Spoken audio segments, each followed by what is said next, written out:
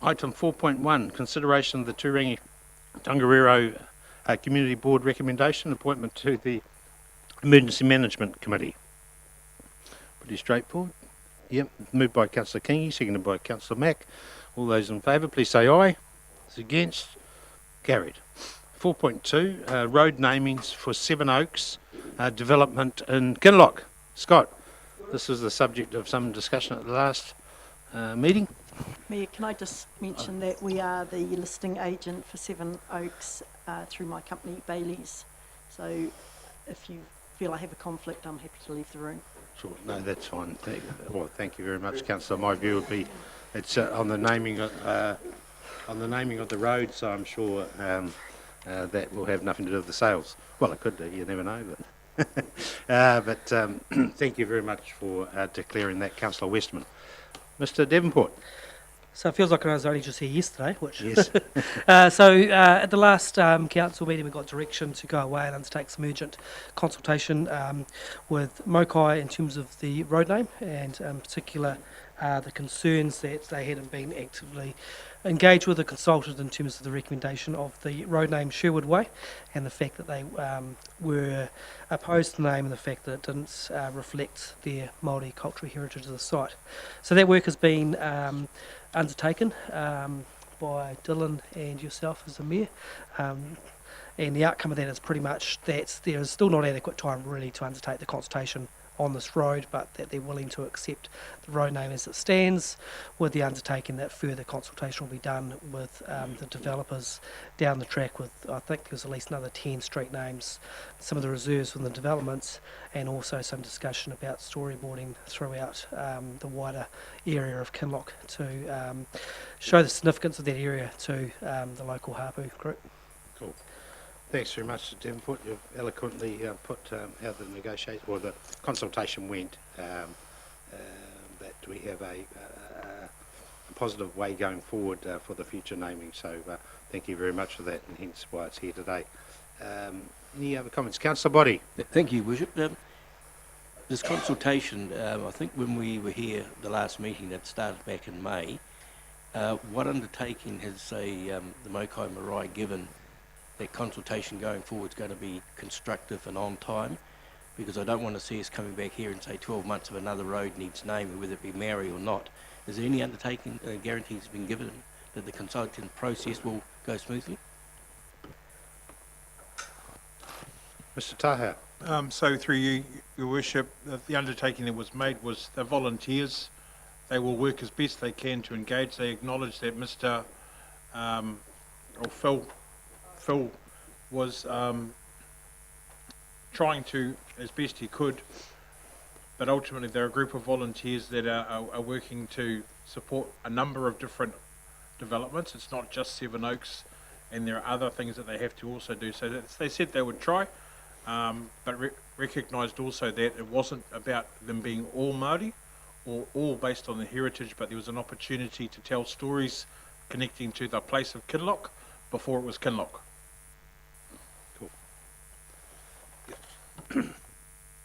Thank you very much.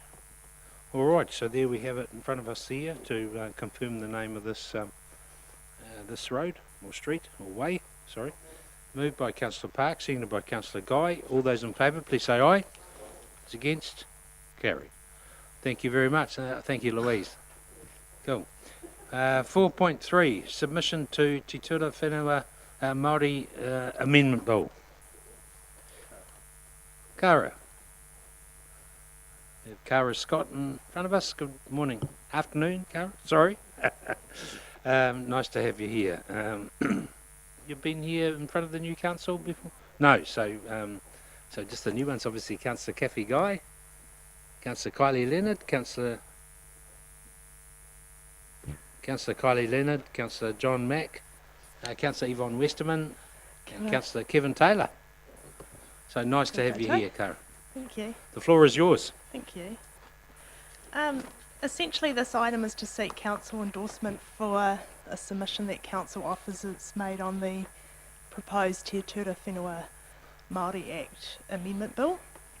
And essentially we're seeking the status quo as well as supporting positive changes to assist owners of Māori land in administering the Act. And yeah, I really just wanted to see your guidance if you want me to talk you through the background to that submission and the process, or if you'd like to take... The members would have read the thing. I suppose, are there any points of clarification or any queries out of it? Otherwise, I think it's pretty straightforward, Cara, unless you see any fishhooks anywhere or anything. No. Probably just as an update further to putting in this submission, we've also been in touch with some of our iwi partners who weren't aware of the amendments as well, the proposed amendments. So we're just making sure we work with TPK as well to make sure that we're well aware of these sorts of changes, so we have time to talk about things before we submit. Sure. Okay. Questions? Councillor Taylor. Yeah, thank you, Worship. Just one comment I'd make is I appreciate the concern we've got that we don't saddle landowners with some unexpected consequences around particularly erosion protection and the costs in that. But I'm interested in what the feedback has been, and that we're not seen to be paternal or condescending in terms of our response to that. I understand the good intentions in that, but is the response you've had so far positive? Yeah, we haven't had any responses because ours is a submission to the amendment bill.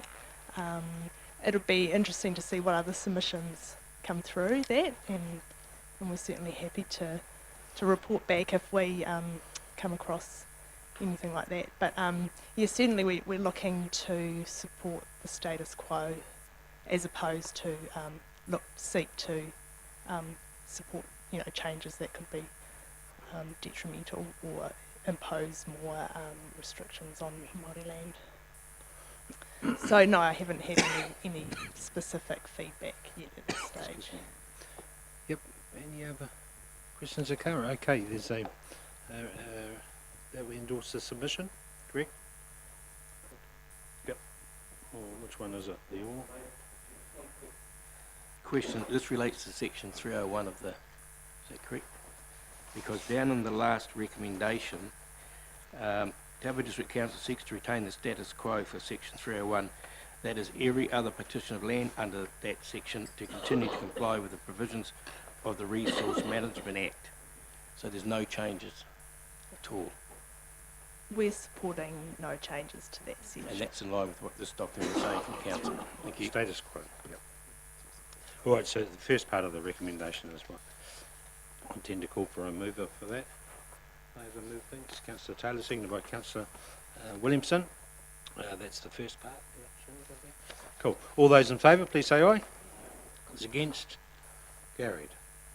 Thank you very much, Cara. Thank you. Nice to see you. Thanks.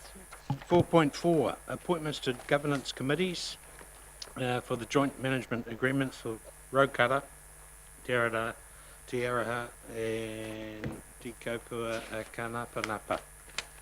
Okay. I'm chair of that committee. I better get the name right. Good afternoon, Sue. Good Sue afternoon. Maver.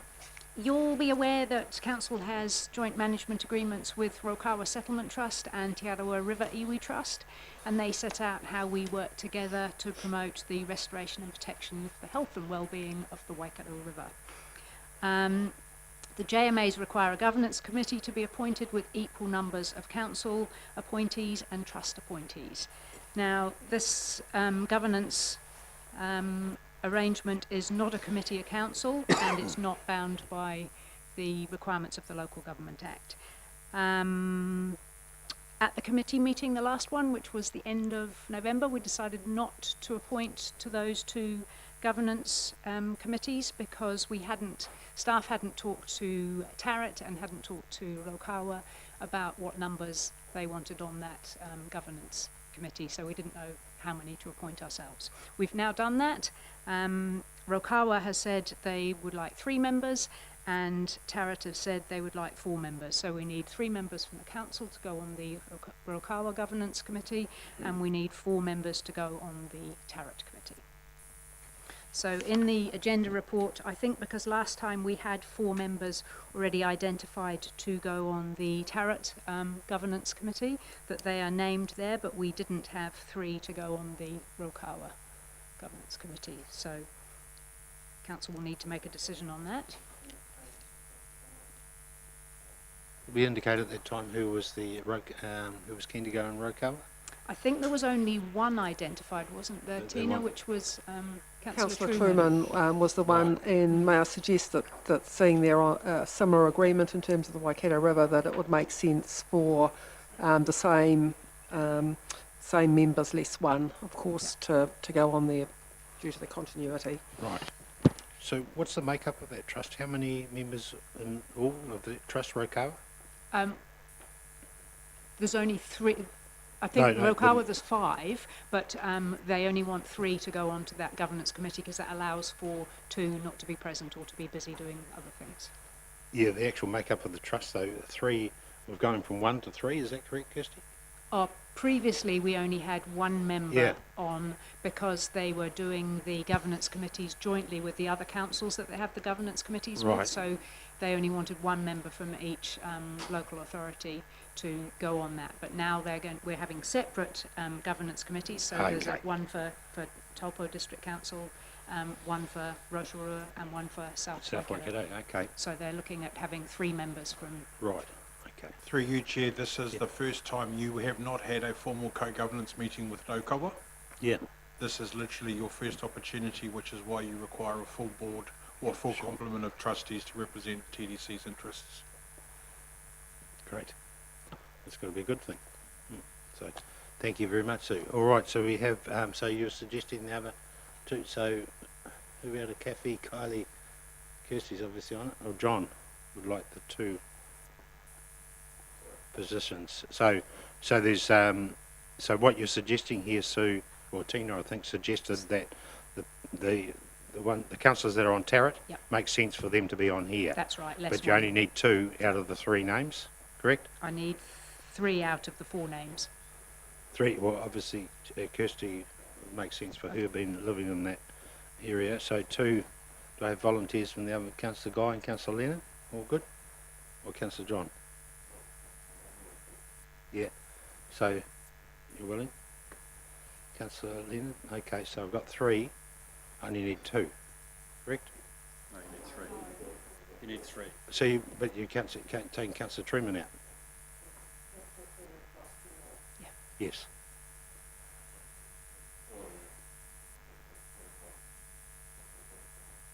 Okay.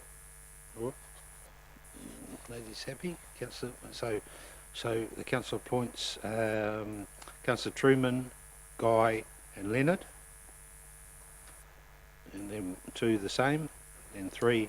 And 3, the joint committee we have, which is Te Kaupua-Kanapanapa, which was essentially established through the settlement legislation, have, at their meeting on the 4th of December, adopted some new terms of reference, or slightly amended terms of reference. The amendments aren't enormous. So we didn't adopt them last council meeting because we knew that was going to happen, and otherwise we'd have adopted out-of-date terms of reference. So this is just to adopt the updated terms of reference for Te Kaupua-Kanapanapa. What were those changes again? The changes Sorry, were just quickly.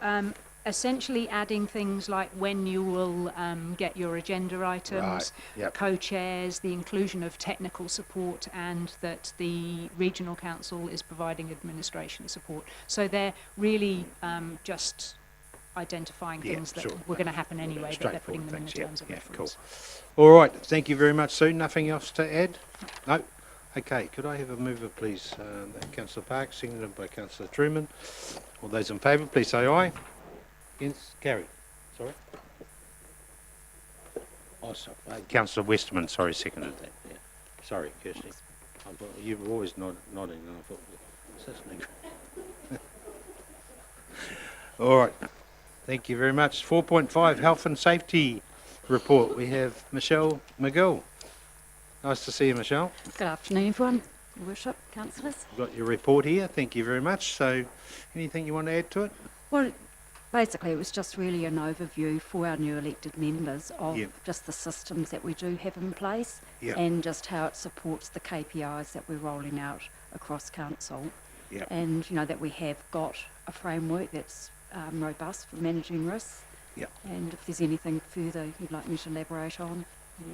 Yeah, sure. Something I was going to ask, just slipped my memory now. Was this going to be a standard agenda item going forward, or are we still going to keep this on audit and risk, or the new name of audit and I risk? do report every quarterly to the Council. to you guys Full in council, this yeah. forum. Yeah, sure. So yeah, and this will be a standard agenda. Yeah, sure. Okay. Any other questions while I'm looking what else I wanted to ask? Councillor Body. Thank you. I'm just surprised. I had not seen the document as to what we do, and I'm just surprised to see here ski passes subsidised and subsidised mortgages. It's great, isn't it? It's very strange, and yeah, I mean, So- Yeah. whether it's right or wrong is not really the issue, but it is someone else's money. And I do have an issue that I brought up with our standing orders, which I can address now if you wish, Your Worship. So maybe if I just answer that question off, I did anticipate this question coming when I was rereading the agenda this morning and thought maybe we should have amended the wording on there. Because I think the word subsidise makes it appear that it's ratepayers that are subsidising those mortgages, etc. It's not. It's simply discounts. So, for example, we have an agreement with some of the major trading banks who have a percentage rate discount for TDC employees. It doesn't cost the ratepayer anything. It's a decision of the trading bank.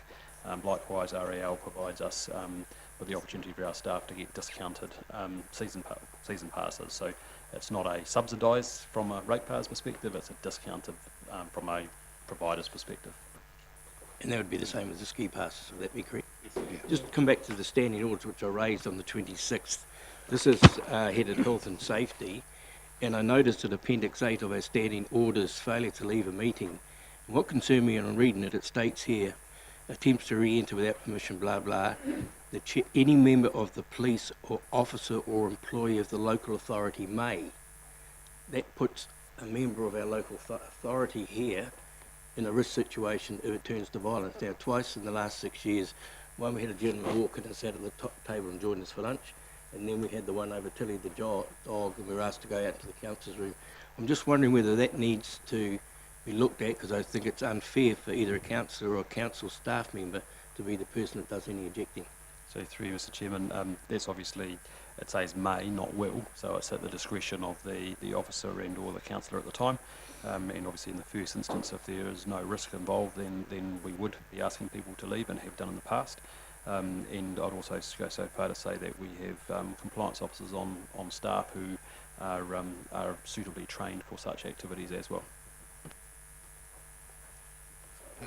It's the case, I'm quite happy, but just to see that a staff member, and I think the last occasion, the only councillor that was left to deal with that particular gentleman was Councillor Cousins. Mr. Fox, sorry, you. I was just going to add, through the chair, that in other councils that I've been employed at, that where that situation has occurred, where there's been staff and compliance officers, and that hasn't been enough, then the police have been called. Okay. Hasn't been a situation that's occurred in my knowledge here, but it has happened in other places. Just to clarify, Michelle, these what do we do? Are they available to elected members? I'm just looking at the boot camp here. I think most of them have been. I mean, we included the mole maps and things that, you know, as they've requested them, we've introduced them. So, Right. like I say, this is just the strategy that Mandy and I from People and Capability are working on. Yep. So it's sort of, we're rolling it all out next year, but you know, we'll include where it sits with elected members, volunteers, and Okay, different cool. parties. Thank you very much. All right, any other questions of Michelle? Very good, thank you very much. Straightforward there that we received the report. Could I have a mover, please? Thanks, Councillor Rankin, seconded by Councillor Leonard. All those in favour, please say aye. Those against? Carried. Right, 4.6, Council Administration Building, change to scope.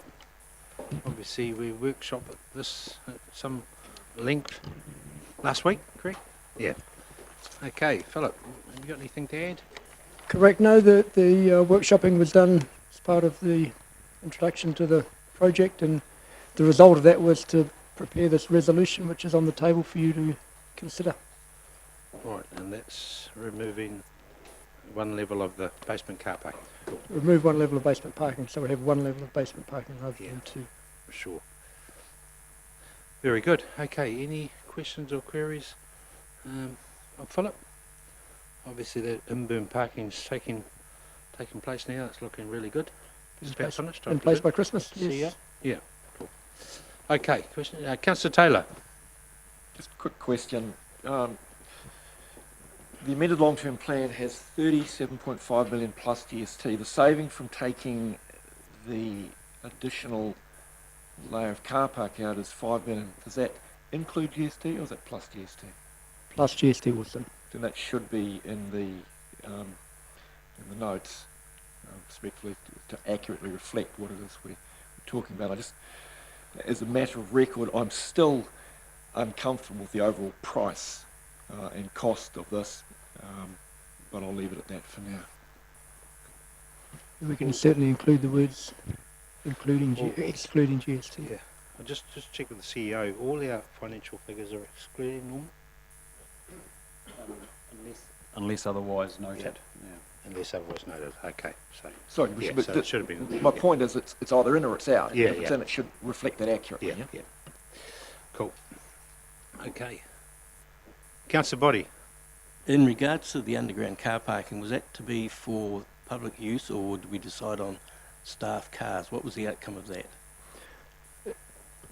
It's probably still to be decided, but the understanding was it would largely cater for our fleet of pool cars. So not staff private cars, we're talking council cars. How many additional spaces will be available for the general public? Zero. None. Thank you. So we're going to spend. The other question is in regards to, if we look at what's stated here in the resolution, not the resolution, but the information to it, it talks about bus facilities. Now, recently we had Abley in this chamber with 4 sites around town, which they suggested to Whakaaro Street, but they also made it very, very clear, and I had them confirm it later, that if a bus station went in, 60 further car parks would go. Is that correct or not? The talk around the bus station included in or out is a conversation that's yet to be had with councillors, and the instructions we're under at the moment is to include it in the design, and it'll be up to you to decide once you've got further information about what the other sites might look like, how many car parks might be removed, what it might entail, to then consider whether or not we proceed with the bus park being included in, but was deemed far more logical to include it in the design rather than try and include it in later. So it doesn't commit you to it. All it does is means the designs will be prepared on the basis to show you what it would look like, and then at that stage you've got the opportunity to say yes or no. Well, I'm finding this now becoming like the cart before a horse. Until we know all the facts of what we may or may not do, can we make a decision on putting a building on that site? There's all those unknowns that still haven't been answered. So the decision that you made in terms of the bus site was quite the flip of that until you know what it looks like and how it's incorporated, you can't make a decision whether the buses are there or not, which with respect would be the right way of doing it, that you actually then know what you're comparing your apples and your oranges with. Because it largely fits in with the whole transport strategy. There's all the other movements of traffic and how it might fit in and impacted by all those other strategies, so the transport strategy might provide the clarity you're seeking. And through you, Mr. Chairman, the 37 million is only for the build, not for bus stations or retail space? The design of the bus station and the build of the bus station and the retail space, or let's call it a cafe, is included in that cost. So that could reduce depending on your decisions in terms of the bus station, but then obviously, again, depending on your future decisions, you may need to spend more money elsewhere if the buses aren't here to do something else, if that's your wish at that time. All right. Councillor Westman. Look, I'd just like to make a statement while this is still open for discussion, because, like John, I'm a little concerned about the word bus depot being included. Down in Queenstown, they just do what we're currently doing, and I don't know that we need to be responsible for locating a bus depot anywhere near our new council building, which we do need. But if you can just bear with me, I've just got to get this off my chest and then I will move on, I promise. I've written this because over the weekend I'm just really welled up about it. As councillors, we've been asked to look at a long-term plan in the district scheme for the next 10, 20 and 50 years out. So I'd just like you to take a moment and envisage what the heart of Taupo could look like even 20 years out. Hopefully very vibrant, full of retail, restaurants, maybe even Turangi-Tongariro being an eat street, blocked off to traffic, something like Rotorua. And I was there on Saturday night in Rotorua and I can attest to you that that works very, very well. Will the council building add vibrancy to that location? Unfortunately, I think not. I think it will stymie the growth of the town and along that stretch of Turangi-Tongariro Street by having a large format office block in the heart of our town. Also, it is all well and good council thinking that they'll receive an income from the 300 square metres of retail space planned, but as we've all been around for quite some time and we see shops moving from here to there, from one street to another, when a developer has built a new building, discovered that he can't get a tenant, so he goes up the road, knocks on the door of Briscoe's, they move here, they move there, and it's just waiting for another deal to be offered to them. And I am concerned that we may have a vacancy in our retail space if the council proceed with that avenue.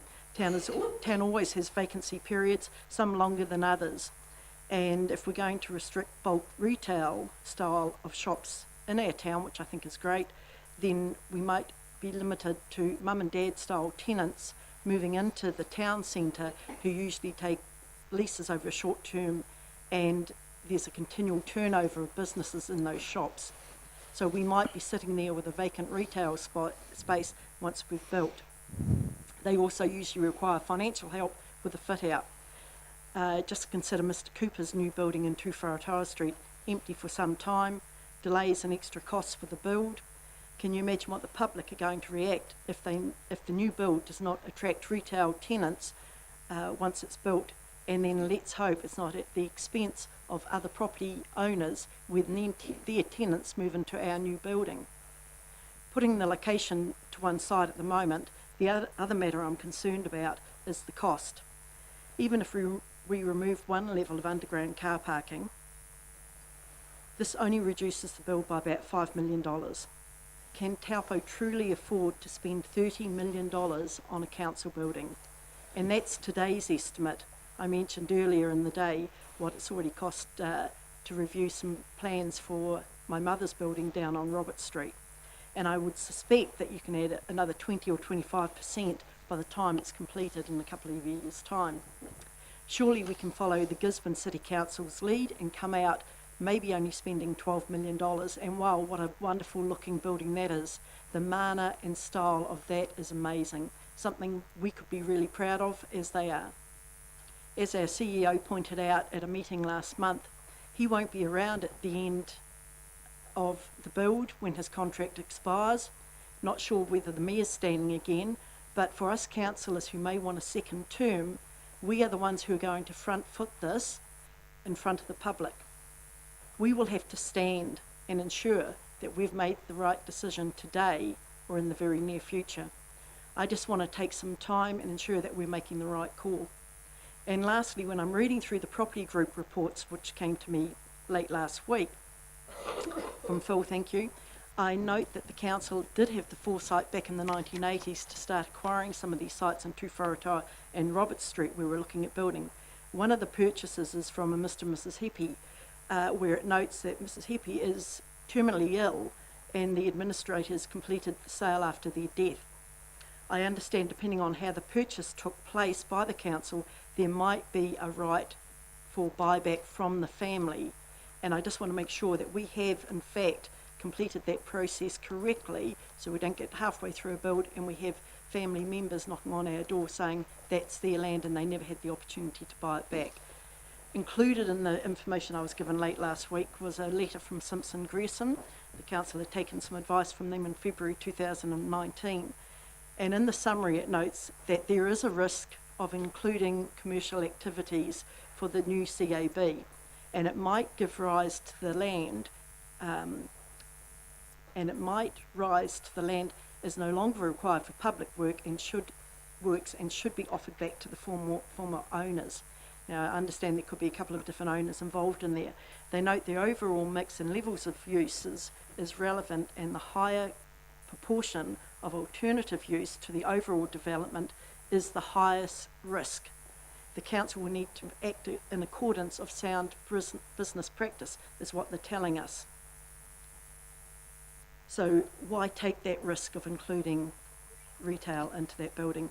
I'm keen to see a new building with council owning it in the town centre somewhere, but I just feel that we haven't, as new councillors, been given all the overview on the options previously presented to the previous council, and I plead with you, I really plead with you to give us the chance to reconsider all the options and the information on the Tuwharetoa Street site and any other ones that may have been considered by the previous council.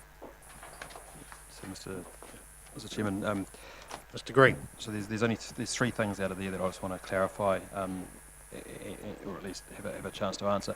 One was the Taupo Street being a future East Street, and that's certainly something that we would welcome, and something that the Commercial Industrial Structure Plan talks about for the future. But what that does talk about is that the pedestrian precinct is defined as being the block between Tongariro and Ruapehu Street, where this one we're talking Ruapehu and Tiri Raupunga, so the next block out, which has been identified for those more vehicle intensive uses rather than the pedestrian uses, so that's the differentiation there.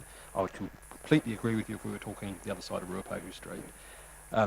The second bit, and it's a really important part because it relates also to the Public Works Act, but is around the retail space. So the advice that you talk about is absolutely correct, and that we've been very consistent with that we could not put pure retail on that site without having to go through an offer back because of the way that the land was acquired for a public use at the start, and pure retail was not a public use. Remembering that we aren't talking about retail here, we're talking about a cafe, and the advice is that if it's ancillary to a building, such as a cafe, then or a bus stop, then that is okay, and we therefore don't have to go through that Public Works Act offer back process. So essentially all we're doing is, and what the advice says is, all we're doing is changing from one public use to another, and that's a process that we go through without having to do an offer back. The offer back happens if the use changes and is no longer a public use, which would be the case if it was pure retail, if that makes sense. Yeah. All right. Okay, any other comments? Councillor Mack. I've said it before. Basement car parking. From my point of view, again, I've got to say $5.5 million for that underground car park, when we're supposed to be talking about the fact that we're going away from cars, and the fact that we don't know what's going to happen in a few years, and also the fact that we did say that we could put them above ground if we had to. Not ideal, but it would still save $5.5 million of ratepayers' money. Cool. All right. Anything you want to add further, Philip? No, other than any questions? Yeah, sure. Okie dokie. What's that? Oh, then Iron Man. Congratulations. Oh, thank you very much. Sorry, I digress. All right. Okay. Yeah, appreciate the comments from the councillors here this afternoon. Just through the chair, can I just make one comment? Yeah, Councillor Williamson. Just, absolutely, what I say again, appreciate Councillor Westerman's comments and everybody else's comments for the matter.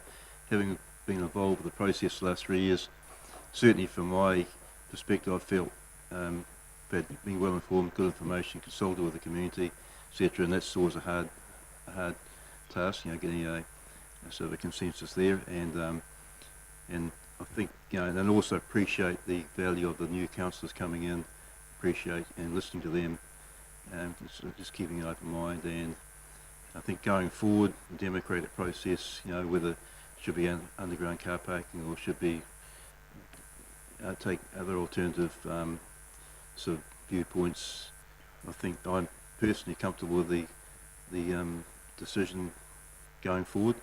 Having said all that, and I'm willing to recommend move the recommendation. Okay. So it stands. Okay, thank you very much. Councillor Williamson. Councillor Williamson has moved the recommendation that we include just one level of basement car parking. Do I have a seconder, please? Seconded by Councillor Park. Any other So, commentary? Chair, if we put it to the vote, I find Yes. it quite interesting that Councillor Williamson made the comment about listening to the people. There were 68 submissions out of the number that there were wanting underground car parking.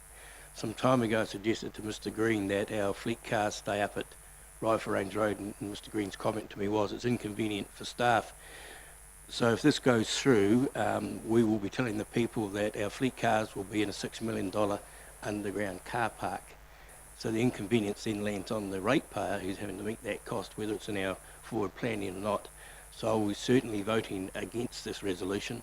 I have been consistent since 3 years ago. I think myself and Councillor Hitley made a comment when we came up about the administration building. At that time, and I still do, prefer monies to be used on the arts and the museum rather than a building in a prime place of town that's going to be empty for nearly a third of a year. That to me does not make economic sense. Councillor Park. Just to clarify, regardless of car parking, the building's still going to have a basement, right? You're going to have to build the building, you're going to have to break ground, you're going to have a hole, and there will be a basement, is that correct? There'll be foundations regardless, indeed. Did you not say that that was 550,000 though? So, yeah. All right, so Councillor Taylor. So just one more comment and question. So if I heard you correctly, the discussion around in or out of the bus terminal is still within scope, and that's a discussion and a decision we need to make further on. My suggestion, if that's the case, then obviously the full design of the building is yet to be decided. Yeah? Correct. So would a suggestion that we consider the relative values, if it hasn't already been done and I've missed it, I apologise, of above ground parking as opposed to underground parking and the relative costs and benefits of that?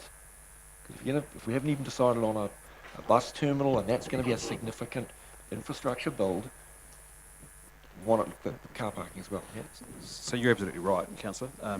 The process and the track that we were on was that we've got designers on board at the moment, and depending on with obviously the new council coming on board, the designs will be done. They'll be brought back to you for your input and then your approval. If this item wasn't on the table today, so assume that the election hadn't happened, this item wasn't on the table, the decisions that you would make at that time when you're putting your input into the designers would be the very questions that you just asked. Bus station in, bus station out, what's the impact of that? Car parking, 2 levels, 1 level, no levels, what's the impact of that financially and on the design of the building?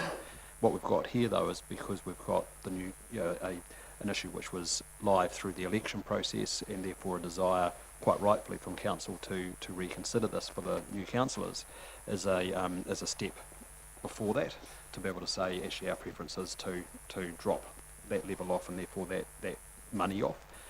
But there is nothing stopping you through the design process to re-look at everything, because everything is up for grabs, if you like, through that design process when you're sitting here with the architects. Because likewise with the dollar value, as we've talked about, that's the worst case scenario. Depending on what the design looks like, that'll change through there, and you are ultimately responsible for that, because you are the ones who will be signing off those designs as they get done.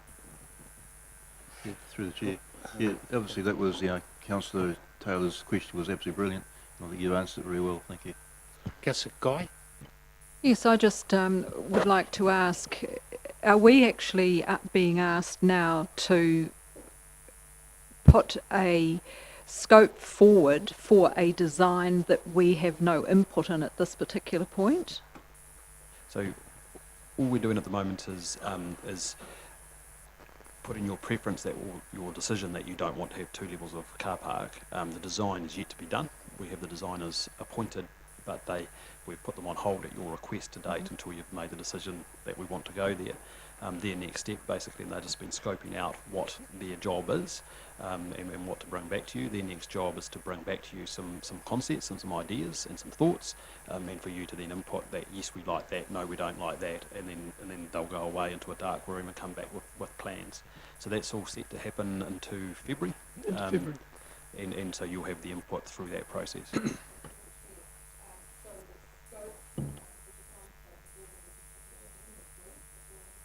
So we've been working that up over the last probably four to 6 weeks, largely site agnostic. So what the office environment should look like, what the council chambers should look like, should we be preferring wood or brick, or that sort of high level thing, and then they will go away and do their work from there.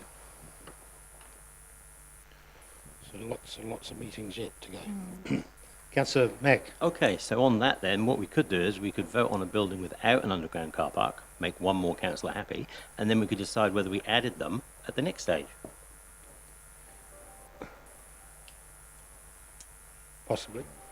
I think today is a steer to the designers that we don't want. There's no appetite for 2 levels of car parking. Basically, that's all that resolution says. Is that there's no appetite, and obviously, whether that makes a difference, we're not too sure. But it's no big deal here, really, as such. We could do it without any car parks and add one. Yeah. Yeah, or we could keep it at 2. The Chairman, could I just make another point? And Councillor Westerman has made it also. I visited the Gisborne building, as did the CEO, because he had a chief executives meeting over there. I'm now concerned again, we're scoping that, getting designs done. Do you like it or don't like it? I've got the plans of that building. I think I've waved them around a couple of times. That's your starting point. The work's been done. It's a fit for purpose, single-storey building. It's nearly 3,000 square metres. Yeah. I don't know. Again, from my point of view, we seem to be wasting more money on designs when it might not be necessary. Yeah. Councillor Rankin, sorry. I just want to say clearly for the new councillors that it was my understanding, and I believe it was the understanding of every councillor in the old council, that we were never going to make decisions. I mean, none of us agreed to $40 million, which was being thrown around during the election campaign. Some of us were shocked because we'd never heard that figure before. And we were always going to make the decision about what would be in or out when we got the designs and we finalised the design. There seems to be a belief that the previous council thought no matter how much it costs, this is what we want. It was not like that at all. Councillor Taylor? Sorry, except I'm reading right in front of me. The amended long-term plan included 37.5 million plus GST. So if that isn't close to 40 million, then I don't know what is. Look, I'm in favour of the recommendation that's here because it cuts at least $5 million out plus GST. Which is 6. On the understanding that the conversation is still very much alive, and there is a bit of a journey to go through in terms of the overall cost, and we get a fit-for-purpose building that is not a burden financially on taxpayers, so on ratepayers. I'm also conscious that we owe it to the staff to provide a fit-for-purpose building in a timely manner, which in turn reaps benefits for the ratepayers because they get better service and better value for money. I'm also conscious that we don't want to have a building built by a committee because we all know how that's likely to turn out. Very clear and succinct. Through the Chair, I'd just like to make it quite clear. Obviously, it's more than just, with the great respect, it's very important that we find a new building for housing staff. It's more than just a building for housing staff. It's a civic administration building for, a chamber. It's for international domestic visitors. Something that's going to benefit a wide range of the communities and nationally, and also to benefit. Please just try and stop thinking it's just going to be something to house staff, which is a primary, very important consideration. So I just want to keep people to keep thinking it's a civic building as well. Obviously, council body mentioned the point about it closes 100 days a year, but so all the other office professional buildings in the town as well. So I think it's it's bigger than that, so. Okay, thanks very much, Councillor Williams.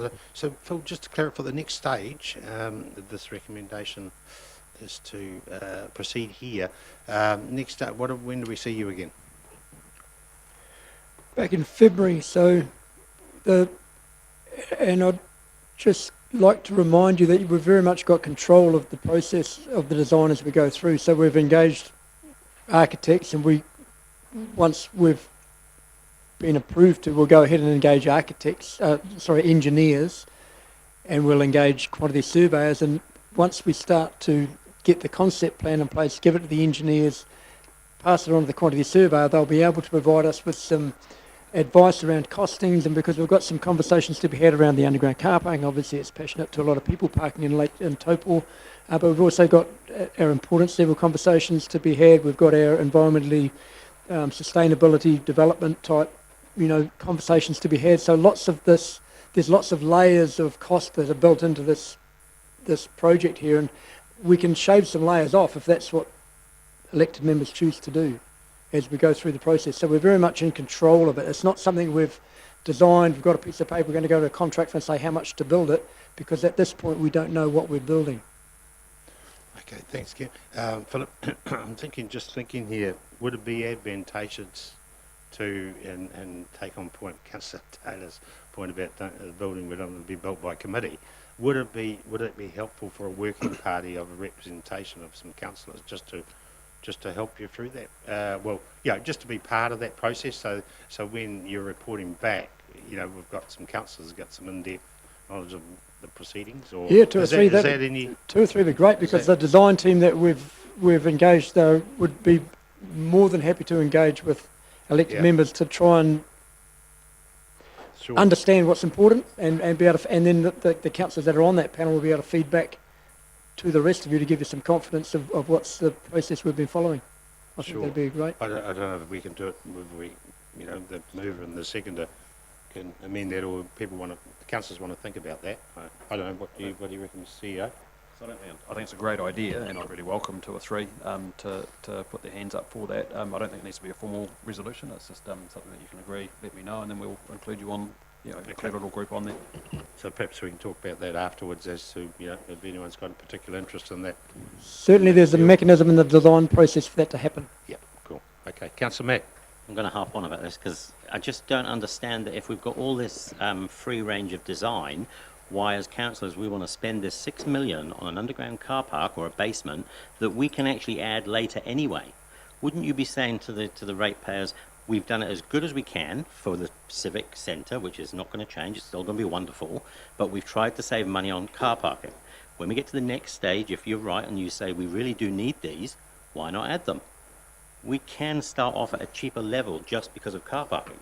So if we could save $11 million saying to the people we don't need it, but then going forward we do need it, we can add it.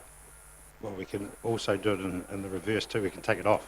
But we're taking one layer off today, and we can also take another layer off. You're not telling the ratepayer that we're trying to do the best by them. Well, I think we are showing an indication today that we're saying. Sorry, Councillor Park.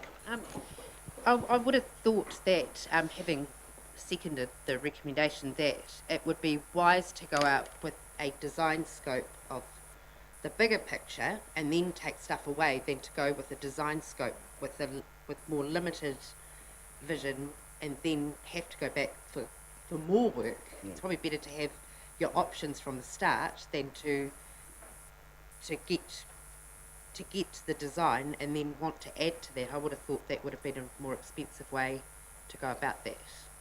So we can always take it off later on? We've got total control. Total control, yeah. Councillor Guy? Oh, I was just going to say, having built a new wing on at the Chateau some years ago, I certainly endorse what Councillor Park is saying, and I think that it would be wise to start with the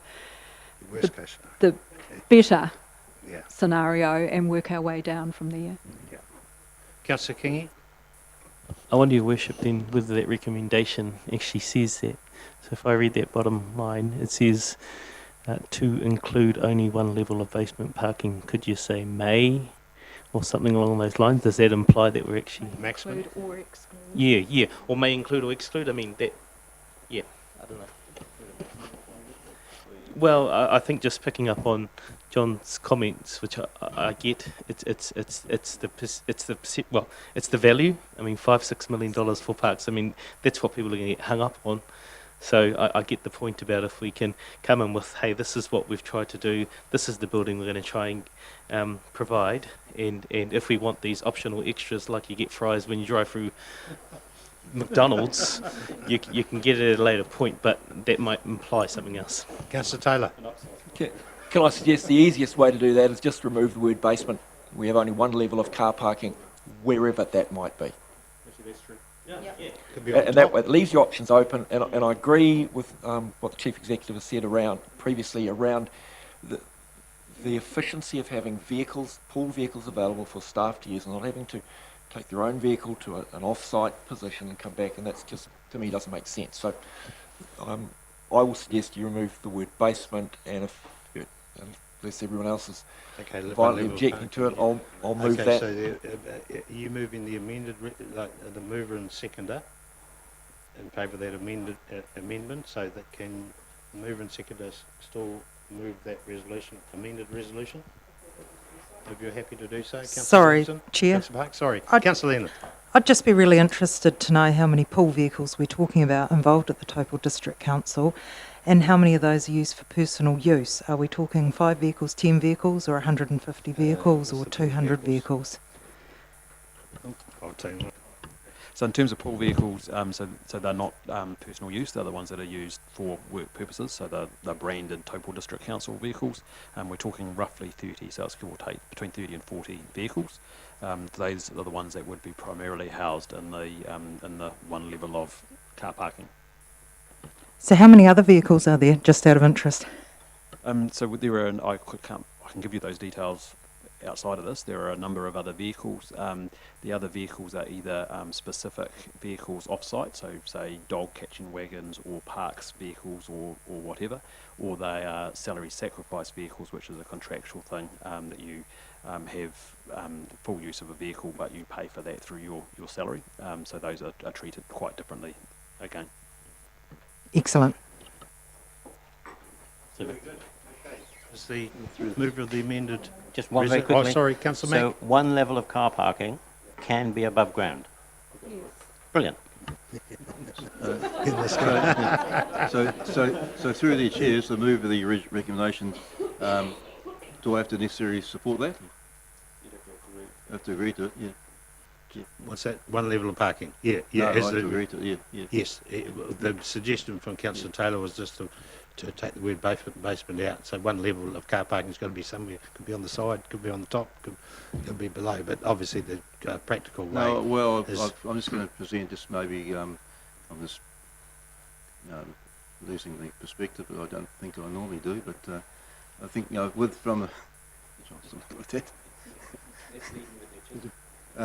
I'm just thinking of the big picture here. Like, obviously, if the building's going to go there, you have one level of basement car parking.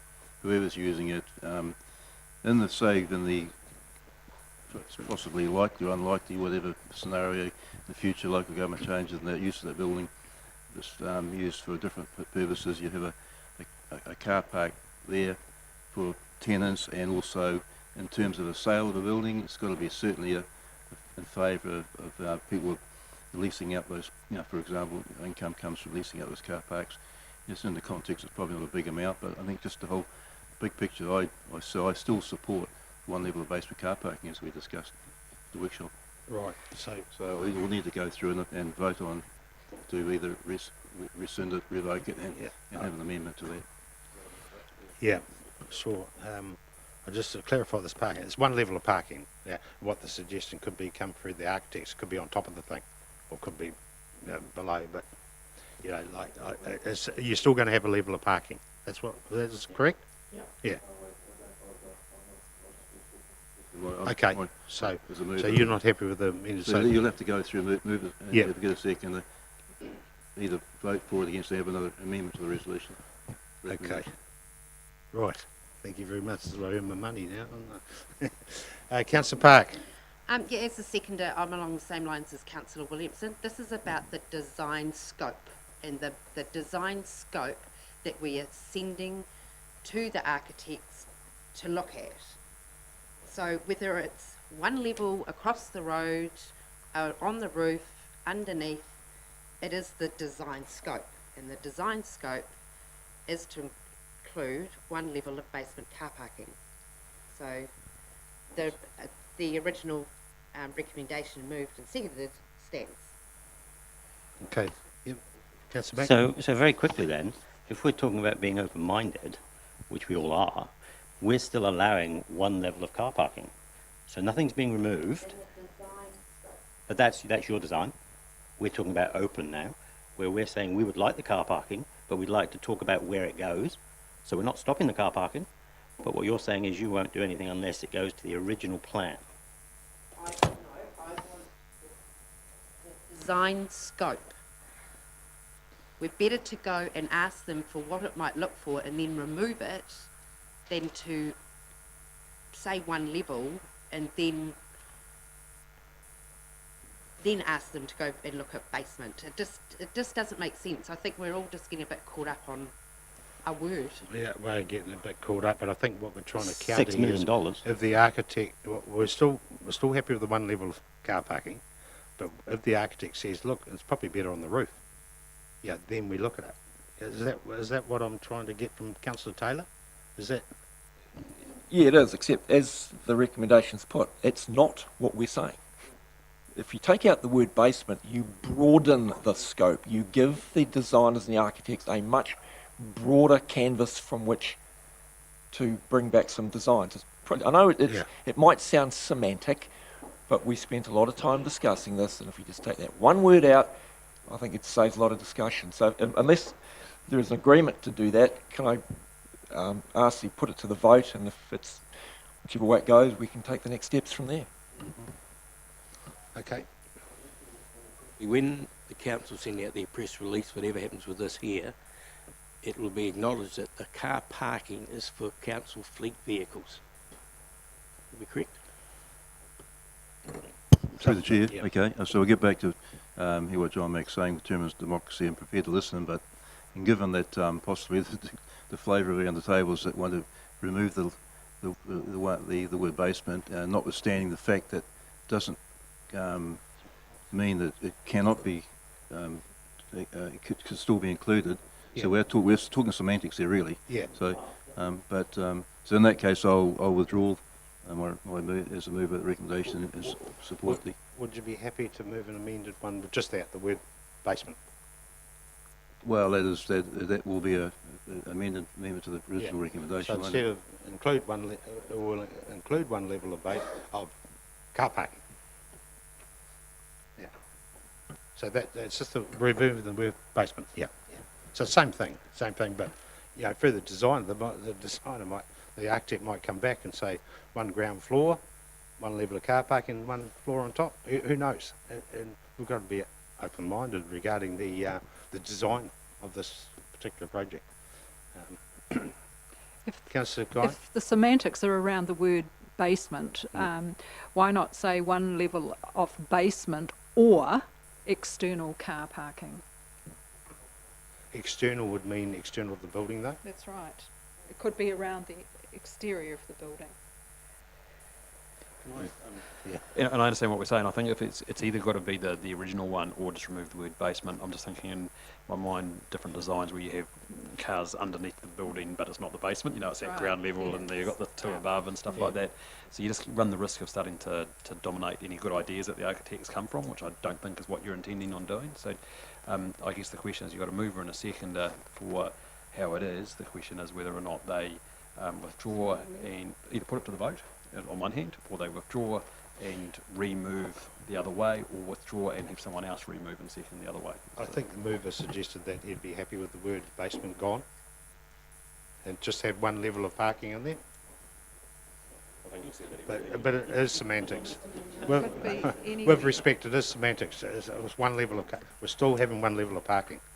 Yeah. So would unless I could Councillor Taylor to move an amended resolution. You still have a resolution. Is the mover prepared to just take the word basement out? Yes. Thank you very much. Okay, so it's been moved by Councillor Williamson, the amended resolution. Councillor Park would like to talk to it? For being a good team player, I'll happily go with the amendment, Your Worship. Okay, all those... All right, thank you very much, Philip. You're right with all that? Have you put it to the vote? Not yet. Just extended out a bit. Okay, all those in favour, please say aye. Those against? Abstaining? Not against? Abstaining. Okay.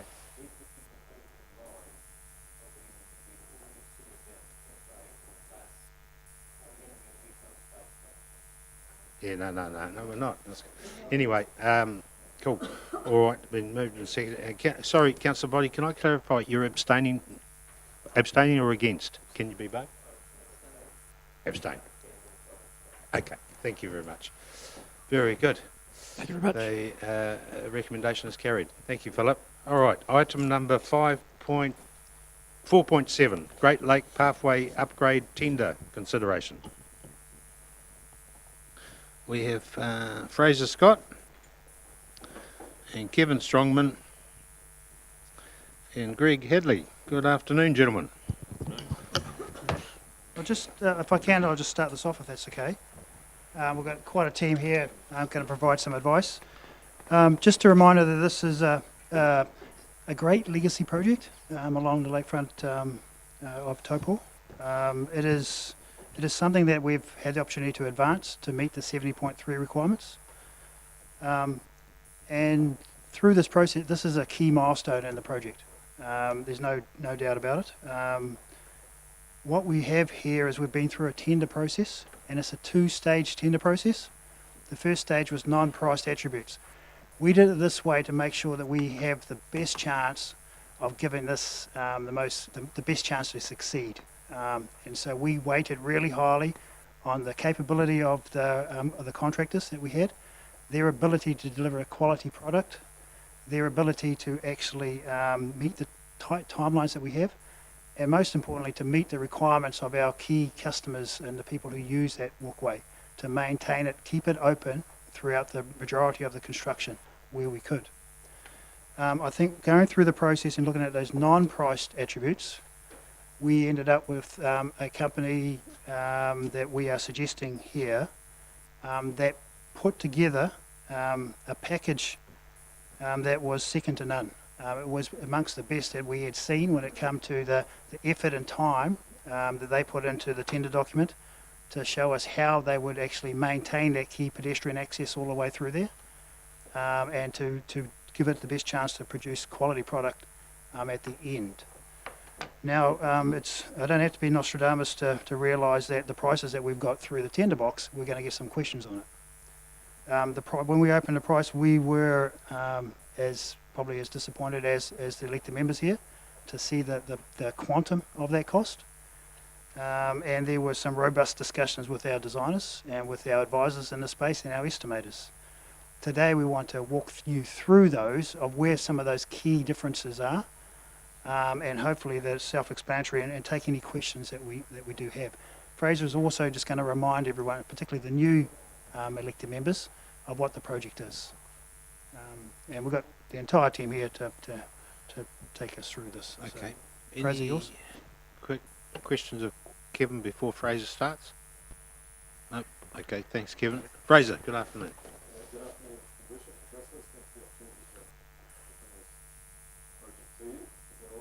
No. That will help, thank you. Thank you. Good afternoon, Your Worship and Councillors. Thanks for the opportunity to come talk to you about this project this afternoon. So you obviously, well not obviously, but I assume you know, well you obviously know Kevin, and I assume you know Steve and Greg, but some of you probably don't know me. So my name's Fraser Scott, I'm the landscape architect for TTC, and the project manager, lucky enough to be the project manager for this project since March this year. As part of this project, our team have worked closely together. We've also worked closely with the Cultural Relationships Manager, David Ramaka, and the Reserves Manager, Nathan Murray, and our stakeholders, the C75 Maori Trust and Tūwharatua Maori Trust Board, and excuse me, the Mobility Access Group and Bike Taupo. The project covers the upgrade of the existing lakeside pathway from the water treatment plant to Kowhai Road at the dip in Rainbow Drive, which you'll probably know very well. That's a stretch of 4.2 kilometres. Currently, the average width is about 1.2 metres wide, and the surface is in paving stones. That's obviously a big concern to the Mobility Access Group and the Age Concern Group. Of note, a third of this section is owned by the Waipahihi C75 Maori Trust. So, as I said, we work closely with them. Working with those groups, those key stakeholders, the key driver there is to ensure that we capture their values and recognise those during our design process. As Kevin's alluded to at the start of the process, we can't assume what those values are until we know what they are, and that's what we work through from concept design to detailed design, and that help explains some of that gap between concept price and tender price. It's moving from theory to reality, and that's part of it. So one of those key values for C75 and Tuwharetoa was not using hard structures next to the lake edge. We can't get away with that because we want to put the path alongside the lake edge. So rock walls and timber retaining walls were out, and we landed on a cantilevered boardwalk as a way of reaching a consensus that it's still in keeping with their values and it achieves the path around the edge of the lake.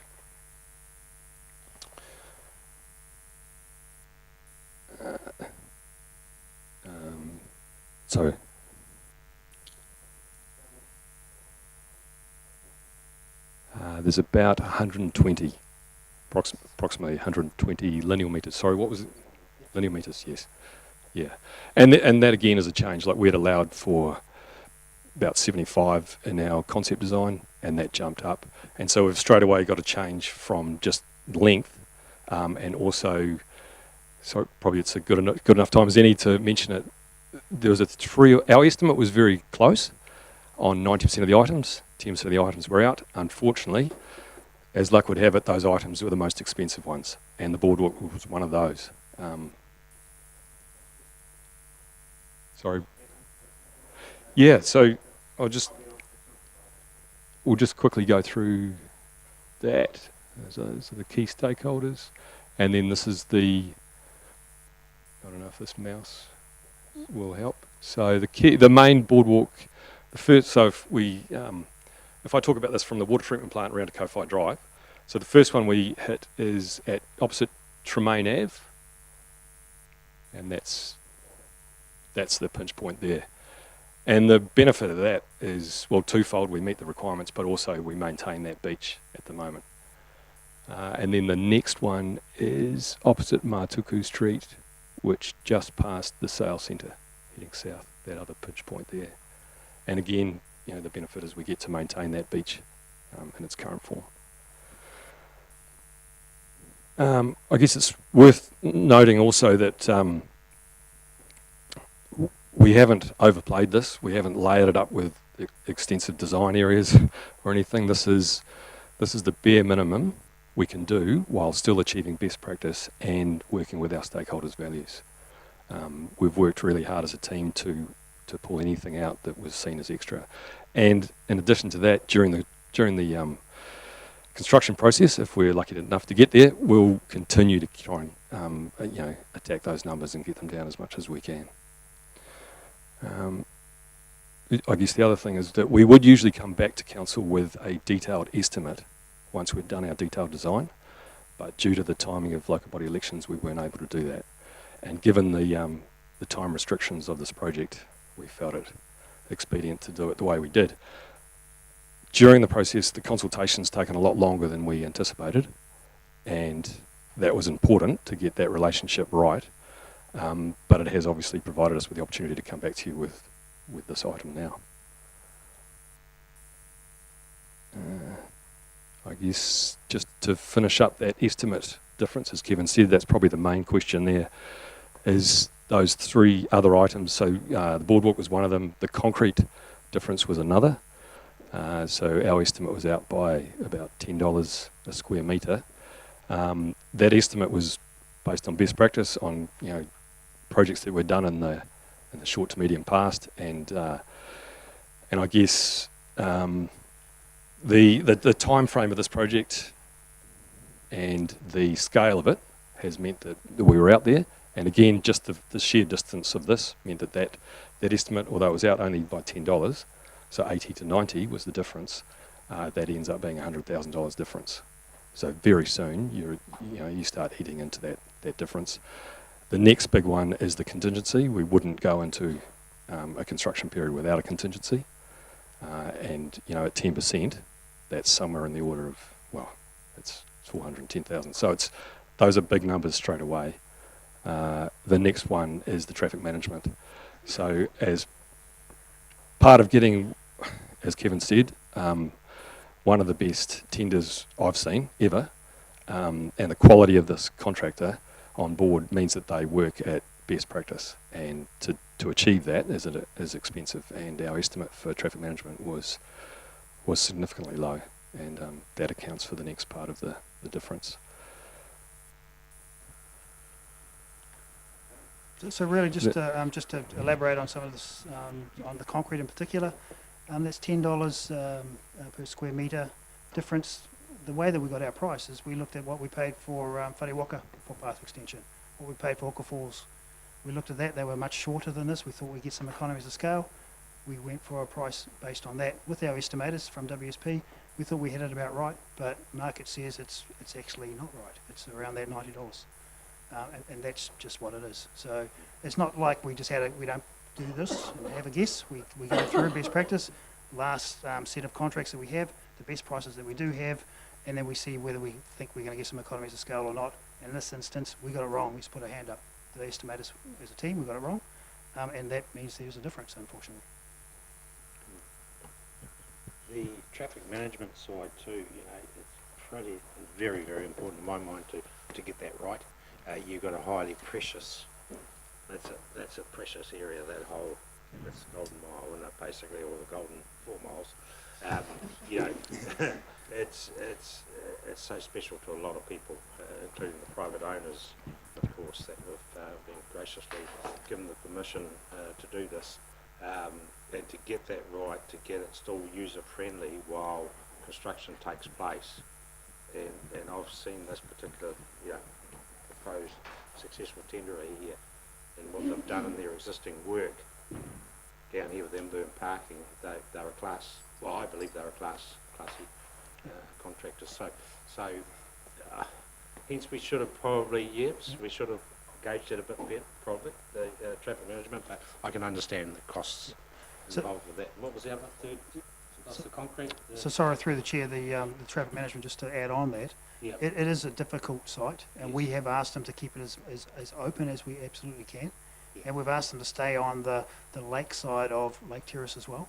You could do it cheap and nasty, and you could just put everyone across Lake Terrace and get away from the lakefront altogether. That's probably acceptable if you've got a really small project. This is going to take 6 to 8 months. That's probably unacceptable to our community to do that. I should have added traffic and people management. It's people management, and we did think that because it's not a lot of vehicle management that we get a cheaper price. But when we look at their proposal, they've got as many cones, as many barricades as what you'd have to close a road. So, because of what it is. And what was the third? So we had boardwalks. Boardwalk, traffic management, concrete. And contingencies. Yeah. So you got 10% contingencies up there, so that's $400,000. So that's right. Yeah. So you never use contingencies, do you? Here's hoping anyway. All right. Sorry, put it out there, members. Councillor Mack. I normally have a happy disposition until I come here. So $1 million a kilometre. Yep, which is cool. So you're saying about your contingency, which again, I've only been here a short period. These figures you're giving us, they're going to be no more? That's correct. So now we're dealing with tenders, real world figures. And that could come in less? Absolutely. We would hope so. Okay. Yes. And the last bit to mine is that on here it says that if we do nothing, we've already told the the triathlon, when it comes, that we will be doing this. Is that right? That's a question for Steve. Yes, contractually, council are committed to doing upgrades to the line. Okay, so where does that put us now? If we did nothing? No, if we're voting on this. So, sorry? So if we're voting on this now to give you the extra money, you're really saying we can't say no. So I can probably help. So you can. So the contract says that we're going to do an upgrade to the path to make it wider. If you look at the options that we've got there, there's a couple of options which would still be you're still doing the path, so still meeting the terms of the contract, but saving some money. But what we're saying there is that given the location and the high visibility of the location, our recommendation is that we run with the full contract rather than reducing that scope down. So you've always got the option to reduce the scope down, but we're saying it doesn't make sense in this instance. Okay. Sorry, Councillor Mack, if I could just add to that. You're right. So there is an option to scale down if we could meet their obligations contractually. The Ironman event in November next year, a big part of that sets the deadline for this works to be completed. But how we've tried to frame the project is more around community legacy. Sorry, Steve, can you start again? We've just got a lot of listeners out there in the... Sorry, my apologies. Sorry, to start again, Councillor Mack, absolutely we can scale the project down and we could meet the contractual requirements of the Ironman agreement. But how we've tried to propose the project is more around community legacy. Fraser's talked a little bit about consultation with stakeholders. We've also spent a lot of time with regular user groups and had asked for their feedback.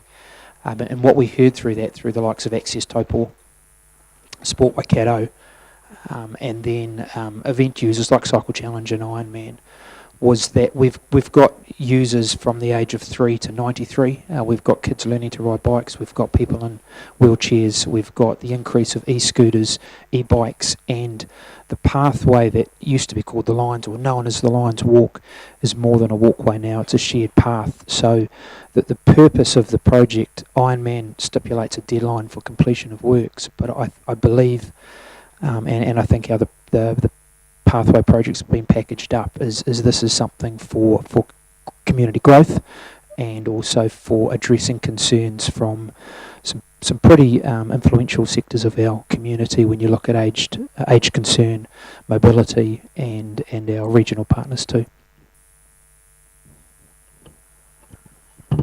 Through the chair. Thank you, Mr. Giles. Councillor Williamson. Yeah, thank you for that. Thanks, Fraser. I love the work you do, your urban and your urban design around town. It's greatly appreciated, I think, with the community and certainly with us. Firstly, but obviously with mentions about the contingency, it's obviously it's not necessarily a target, but you've obviously mentioned the concrete price and the 190 grand. I presume that's the bulk, a lot of it, 10 metres, $10 a square metres. So you're making an assumption with best practice that is the bulk of that 303,000. I know it's contingencies to expect the unexpected, but you're making an assumption that, for example, that the concrete price is expected could be going up. Is that the major part of that contingency, or no. how is it broken down? So the concrete prices are confirmed through the tender process. The contingencies for events on site and during the construction process that we don't know about. I'll give you just to add to that. I thought this question might come up, so I've written down a few things where I think contingencies are covering.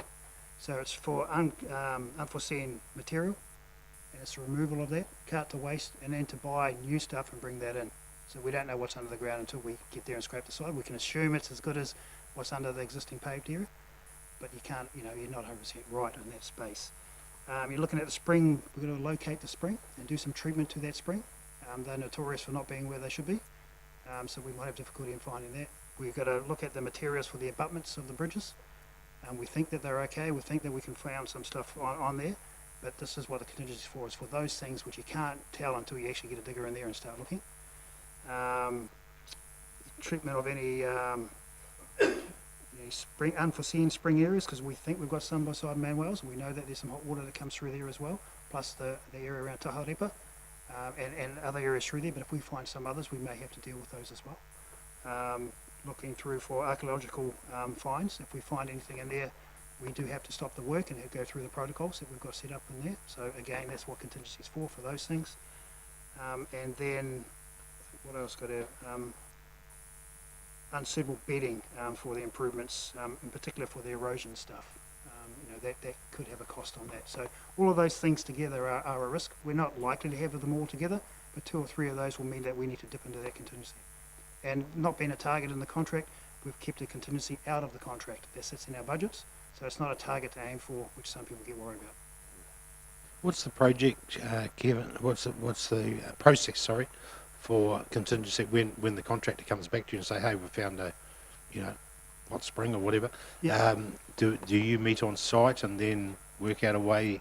Absolutely. So this contract's heavily reliant on NZS 3910, which is the conditions of contract, and then there's a whole process around variations and pricing those variations.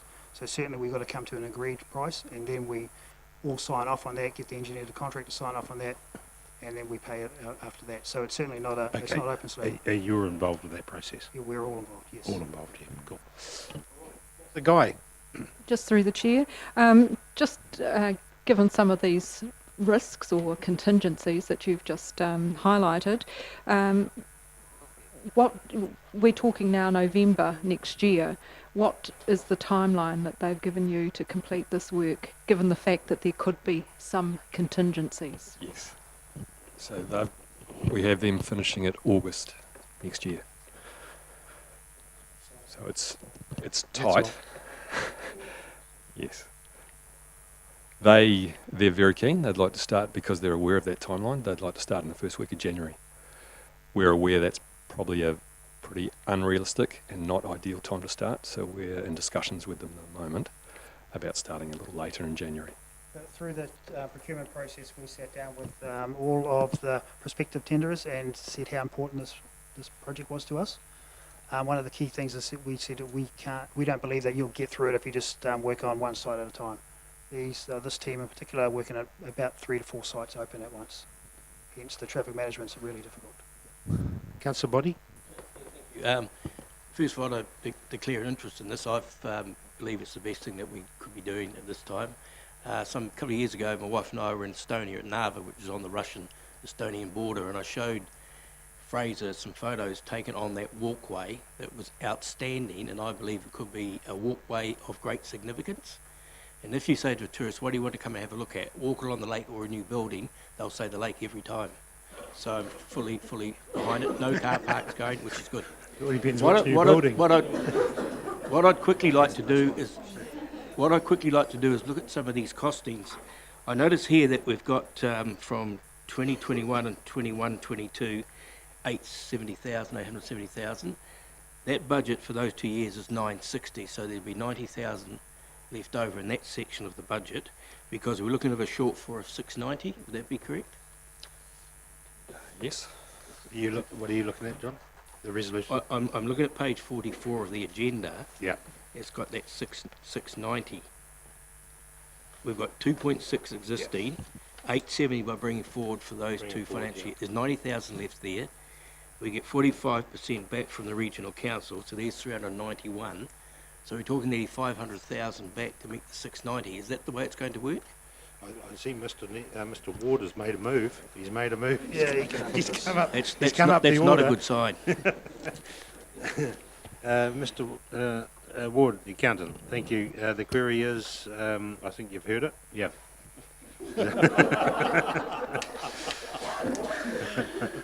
For once, I'm a little bit made speechless. Move anyway. Yeah. What we've tried to outline there on page 44 is just what was in the current, so the top box is what was in the current LTP, and then the recommendations around basically how we'll juggle some of the money there to bring it forward. So for the two elements of the project, so the Great Lake Walkway there in the current annual plan, this year's annual plan, we have 2.6 million. And what we're recommending there is in the draft plan that we're currently working on, which will come before you next year, we're recommending you put the shortfall of 690 in there to do with the pathway. And then in terms of the erosion control work, as you can see, over the life of the 10-year plan, we've had money in every year. We're simply just suggesting that you bring forward the money that was set aside for this to align with the project. That's exactly correct. My point being that in the 2 years we're looking to bring forward, there will be 90,000 in that budget left. You're looking at 690 new, we get 45% back from the regional, then you've got over 400,000 already to meet that shortfall. Will I be correct or not? So you in terms of, so you've actually mixed project cost and funding there. So the 40, you always have to show, legally, we have to show the full cost of the project. So in terms of talking about the 45%, you're not actually reducing the budget, that's actually merely a funding source. So yeah, you're kind of mixing two things here, John. Well, just further clarification, and please Neil, correct me if I'm wrong, we recently diverted money from the Acacia Bay water treatment plant to Motoropa, 2 different projects, but both for renewals. So isn't that what we're attempting to do here, is to find that shortfall? I've outlined my recommendation in terms of what you should do to how to fund the project. That's outlined in the paper. Yeah, that's the recommendation, basically. Okay, thanks very much, Councillor Boddy. All right, any other questions or queries of the team here this afternoon? Conscious of the fact that, Greg, you're comfortable that the project can be delivered as far as your team is concerned? Just a query, oh sorry. Yeah, we are, and of course I've been quite involved with the erosion control components of it. Of course, yeah, and this covers the erosion as well, so you're Yep. killing 2 birds, as it were. So the contract, this particular suggested contract here, is that a privately owned company, Fraser, or have they done, obviously doing the in-boom car parking, are they from here, or they? So through the chair, they're based in Cambridge. Cambridge, yeah. And they've got doing the in-boom parking. Yes. They've done the refuge island out in front of Robert Street there on Lake Right. Terrace. And they've also won the next CBD upgrade, which we put off because of the fact that we had all Lake Terrace working.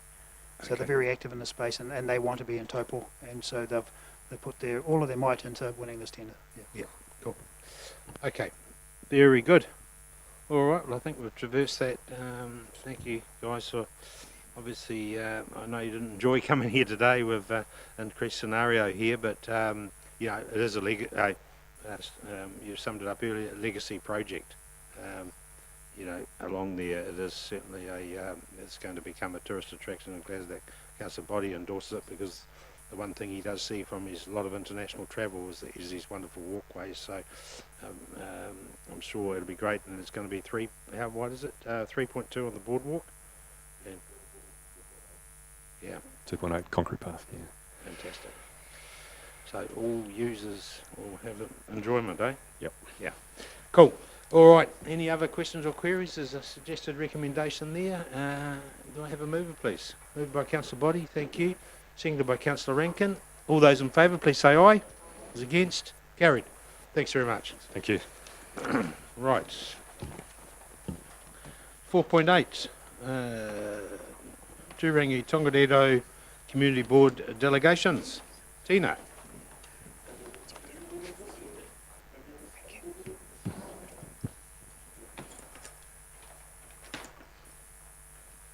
Thank you, Tina. So the suggestion in terms of increased delegations went to the community board at their last meeting, and they were supportive of including those, and therefore this agenda item provides the terms of reference, including those additional delegations to the Turangi Community Board, remembering that there's a potential for those to change later on if necessary. Okay. All right. Have any questions or queries of Tina? Pretty straightforward. All right. Could I call for a mover, please? Moved by Councillor Mack, seconded by Councillor Kingy. All those in favour, please say aye. Those against? Carried. 4.9, meeting schedule. 2020. So this is your workload, part of your workload anyway for 2020. We've tried to align the meetings so that the workload's spread out a wee bit. And just note that the Taupo East Rural Ward,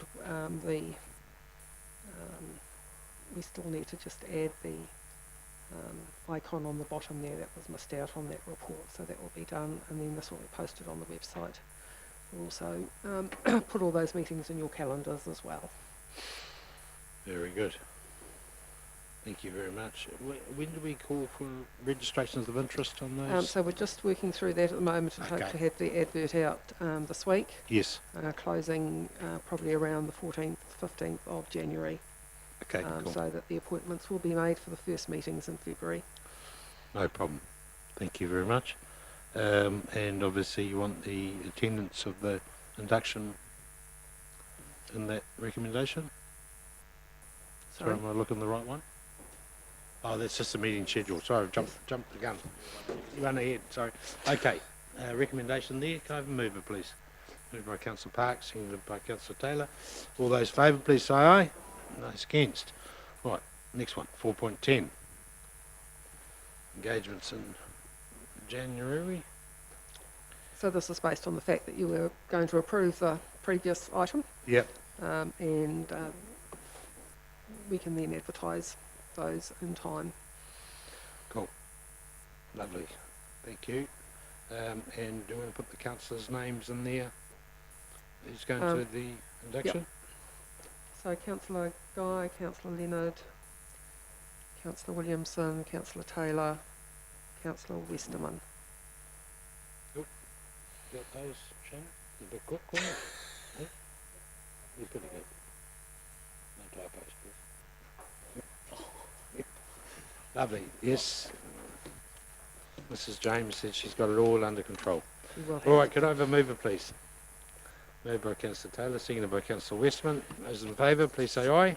Against? Carried.